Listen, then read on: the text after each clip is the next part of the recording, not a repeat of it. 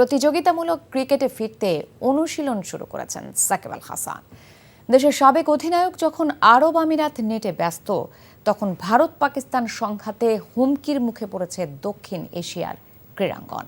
পরিস্থিতির উন্নতি না হলে আসন্ন পাকিস্তান সফরের বিষয়টি বিসিবির ভেবে দেখা প্রয়োজন বলে মন্তব্য সাবেক অধিনায়ক মিনহাজুল আবেদিন নান্নুর। আরব আমিরাত প্রতিনিধি মামুনুর রশিদের সহযোগিতায় মমিনুর রিপনের রিপোর্ট।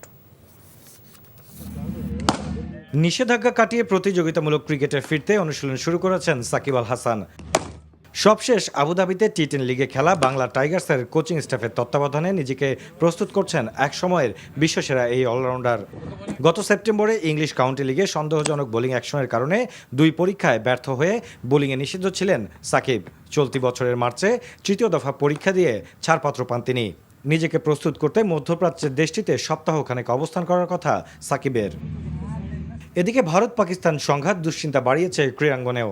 রাওয়ালপিন্ডি স্টেডিয়ামের কাছে ড্রোন আক্রমণের কারণে ভেন্যু পরিবর্তন, এমনকি সূচিও বদলে যাচ্ছে পাকিস্তান সুপার লিগের। তাই সেখানে অবস্থানরত 2 বাংলাদেশি নাহিদ রানা ও রিশাদকে নিয়ে দুশ্চিন্তা থাকছেই। অবশ্যই নিরাপত্তাটা তো সবার আগে, কারণ এখানে কিন্তু আপনি গেলেন, আপনি যদি নিরাপত্তার সংখ্যায় যদি ভোগেন তাহলে আপনার পারফরমেন্সটা কিন্তু দিতে পারবেন না।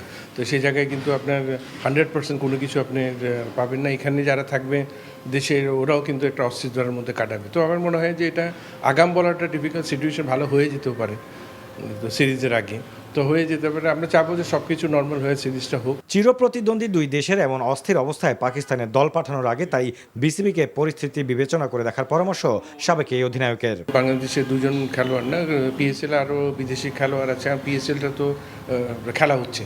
তো সেই হিসাবে আমার মনে হয় যে এই জায়গাটা বলা মুশকিল, কারণ যদি ওরা কন্টিনিউ যদি টুর্নামেন্টটা করে এবং সিকিউরিটি রেখে যে সমস্ত জায়গায় হচ্ছে না, তো সেই জায়গায় যদি হয় তাহলে তো অবশ্যই, আর যদি ওরা যদি নিজেরা নিরাপত্তায় যদি শঙ্কিত থাকে তাহলে অবশ্যই বিসিবি একটা ব্যবস্থা করে ফিরিয়ে আনবে।